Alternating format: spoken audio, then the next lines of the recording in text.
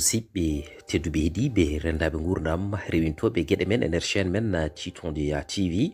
hande noon gartuɗen ko haalde seeɗa e réalisation ngaji président de la république Macky Sall woni lamɗo leydi ndi. ɗum noon tagui en wadde ɗum noon ko hewɓe ɓe gandanɗa hoorema hande ina ndewi e président e gouvernement mum, kono noon yoga hen ganda hol réalisation ngaji ɗi président de la république waɗi. ɗum noon so tawi wonde neɗɗo woni e nder leydi ene foti andude exactement ko kewata e nder leydi ndi e ko waɗa e nder leydi ndi, e président mum kadi golle ɗo golli tigui rigui e nder leydi ndi. Saabu ɗum en ƴeewi en jiwtinima en tawi président de la république wonko heewi ko tawi ɗo, kono wonko heewi ko ɓeydi ɗo. nde tawno eta ko gonga ko continuité, kono noon hande duuɓi ɗi président de la république waɗi ɗo e nder leydi ndi ene satti lamɗo e nder Afrique baɗo ɗum e nder leydi mum waɗa réalisation ngaji poɗɗi réalisation ngaji président de la république Macky Sall waɗi e nder leydi ndi. hande ƴewama noon ƴewtinama tawama wonde Macky Sall so tawi ko andude leydi ndi ene satti to politicien ɓuuratamo andude e leydi ndi, nde tawno wonɗo rewda e nder leydi ndi guila e laamu Abdoulaye Wade ha e laamu makko kanko président Macky Sall. ɗum noon so tawi eɗen garta e réalisation ngaji o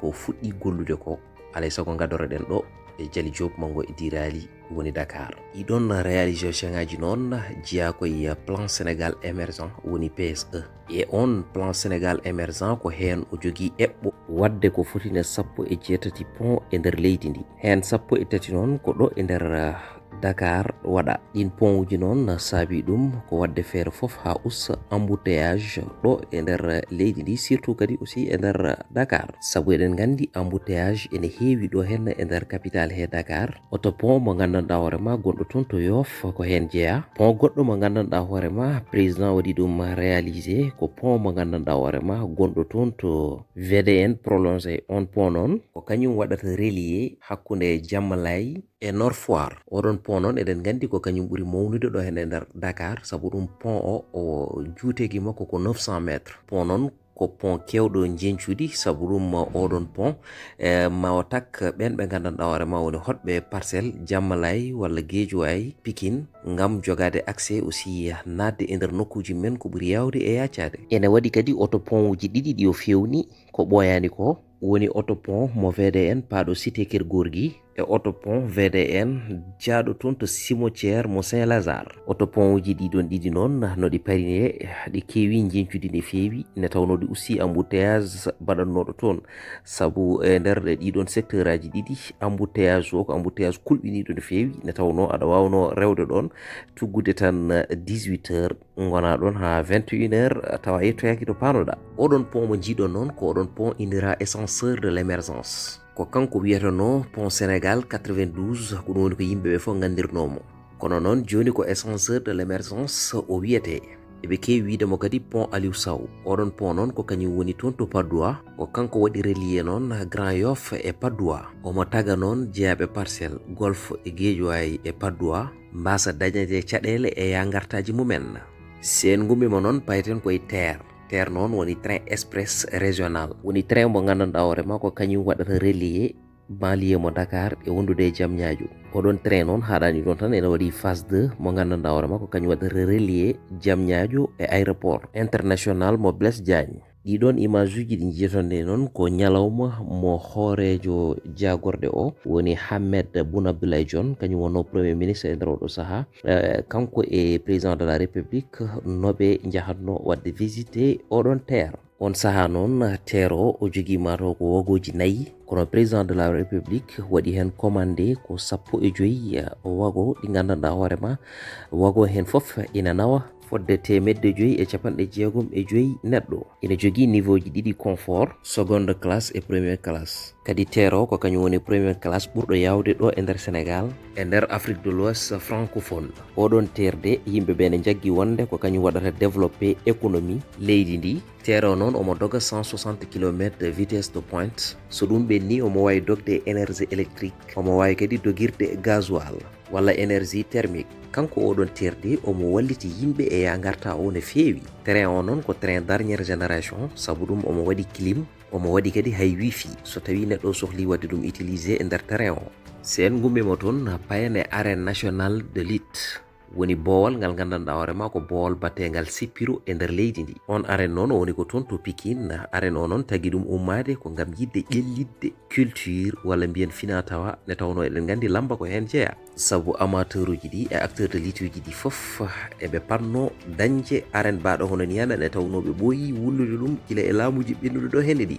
kono noon Allah hoddiri président de la république ko kañum waɗi ɗum réalisé. On arène nationale noon ene waɗi ma won ujunnaji nogas place. On arène nationale de ko fierté Sénégal saabu ɗum ene jeeya e ko tagui lamba heeɓi hakke mum e nder leydi ndi. Financement oɗon projet noon ko 32 milliards mo franc CFA. si en gummima e arène national oɗon paɗen ko toon to gandanɗa hoorema woni Diamniadio noon ko kañum jogori wadde désengorgé Dakar. ko ɗum saabi de président Macky Sall waɗi toon réalisation ngaji kewɗi. wadde noon Diamniadio nan ɗon eɗeni coyno to gandanɗa hoorema ko kañum woni faire ministériel. ɗon noon tagui ɗum ummade ko wadde désengorgé ministére uji goɗɗi ɗo henna e Dakar e kadi réalisation ngaji goɗɗi baɗi nde Dakar Arena noon ko complexe sportif ina heewi discipline aji baɗaji toon. eɗen mbawi wiide noon ko complexe sportif moderne saabu maadi ndi koko waɗa feere fof ha waɗi respecté norme uji kesi e condition ngaji kesi ɗi. Dakar Arena noon ene nawa fodde 15 ujunere neɗɗo. ɗum noon nana ɗon onon kala oɗon jiira guite mon Dakar Arena feewi yoodi yaaji ha maayi. Dakar Arena noon ene jeeya e fierté sénégalais sabu Sénégal nana fuɗɗo dañde ko wayi hono ni hen sabu en meeɗa yiide complexe sportif baɗo ni hen e nder leydi he taw noon ko polyvalent ene nawa sport aji kewɗi. ha joni koye Diamniadio keddoroɗen ina waɗi centre international de conférence mo Abdou Diouf. on centre kadi ko réalisation ngaji ɗi gandanɗa hoorema président de la république waɗi ɗum.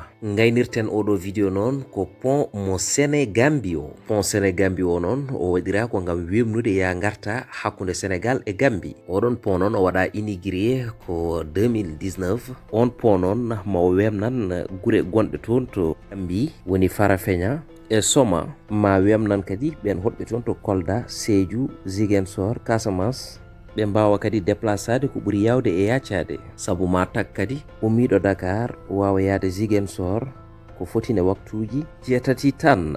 hakkunde Dakar e Ziguinchor noon ko 450 km. bandiraɓe musidɓe wadde noon ko enen jiiri guite men ɗum noon ko seeɗa e réalisation ngaji ɗi gandanɗa hoorema président de la république waɗi ɗum ɗo e Dakar ha fayi toon to gandanɗa hoorema woni Gambie. yiɗi limden ɗi noon eɗi jeeya e ɓurɗi tengtuɗi ɗi gandanɗa hoorema président waɗi ɗum réalisé taw noon ko jeenode e plan Sénégal émergent. bandiraɓe musidɓe e kadi kala gonɗo ɗo hen e nder leydi he biyo mbimi ma en gara tawno koye nder ɗemgal man nini walla gaddanen yimɓe réalisation ngaji goɗɗi ɗi ganduɗa hoorema président de la république Sall ngaari mbejo Gana Samaria Molo waɗi ɗum e nder leydi ndi. ɗum noon ene moƴƴi so tawi wonde yimɓe ene kaala ala ko waɗa neɗɗo o wita ha wila anda kadi ko waɗa ko addana ɗum renɗo ngo nde tawno laamu fotani habtorade yimɓe hay hunde so wona golle e balle te leydi ndi gollama sukaɓe hewɓe kadi ballama e nder oɗon tuma. ɗum noon neɗɗo wawi wide hay batte ala ko waɗa ɗo heddoro noon ko ina gasa wona ko yidda ko foof dañate kadi wona ɓiɓɓe leydi ɓe fof mbawi dañjude sagoji mumen. ɗum noon bandiraɓe musidɓe tedduɓe heeɗiɓe continue rewidade chaîne mon Titonde TV ko ɗo gueɗe ɗe foof laaɓata. mbaɗe abonné, mbaɗon like, mbaɗon partagé, ɗacconen commentaire uji mon tigui. so ɗum ɓenni kala noon kam holɗin réalisation ngaji jiɗɗon mi adda noon.